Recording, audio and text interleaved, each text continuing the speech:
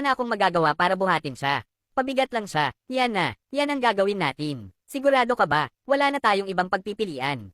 Habang nakatingin sa itim na babae na sugatan, hindi siya magawang iwan ng puting lalaki. Sa wakas, nagpa siya siyang buhatin ito sa kanyang likuran. Naglakad sila sa gitna ng mapanglo na desyerto ng matagal. Pagkatapos, iminungkahi ng babae na magpaputok muli ng pangalawang flare. Ipinutok nila ito. Ngunit muli, katahimikan lang ang sagot habang patuloy silang naglakad. Lalong lumala ang panahon. Kinailangan nilang sumilong sa isang magaspang na kuweba upang hintayin na humupa ang bagyo. Biglang nataranta ang babae. Sinabi niyang nawala niya ang pinakamahalaga niyang kwintas sa labas. Mabait na lumabas ang lalaki para hanapin ito at matagumpay na naibalik.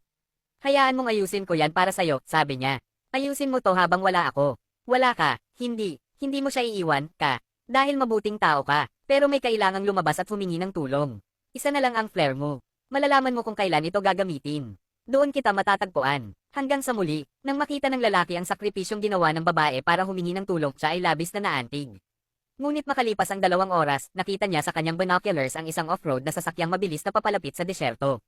Nagmadali siyang kunin ang kahon ng signal flare, puno ng pag-asa.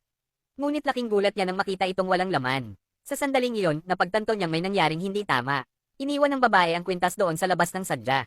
Habang abala siya sa paghahanap nito, ninakaw pala ng babae ang flare gun. Lintik na babae. Sa papalapit na bagyo, wala siyang magawa kundi ipagkatiwala ang kanyang kapalaran sa Diyos.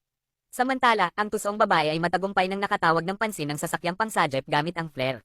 Ayos lang. May kasama ka ba? Wala, ako lang. Sumakay ka na. Nakasakay siya at nakarating sa barko ng pamilya ni Will. Ngunit ang hindi nila alam, ang misteryosang babaeng ito ay isang kriminal mula sa Earth.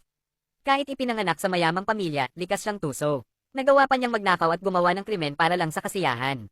Dahil dito, iniwan ng kanilang ama ang lahat ng ari-arian sa kanyang nakababatang kapatid. Bago tuluyang bumagsak ang mundo, ang kanyang kapatid ang napiling pumunta sa space station bilang isang mataas na uri ng negosyante. Bago siya umalis, iniwan niya ang lahat ng ari-arian sa Earth sa kanyang nakatatandang kapatid. Maging mas mabuting tao ka. Pwede akong tumira rito. Oo, pwede kong gamitin ang kotse mo. Suotin ang mga damit mo kung gusto mo. Ako na lang. Ikaw na rin. Nang mapansin ng kapatid na may mali, huli na ang lahat. Tumingin siya sa kanyang baso ng alak at umiikot na ang kanyang paningin.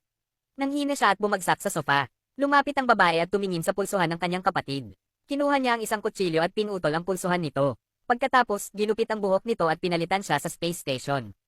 At ngayon, muli siyang nakaligtas sa panlilinlang. Nagkunwaring isang psychologist at matagumpay na nakapasok sa pamilya ni Will.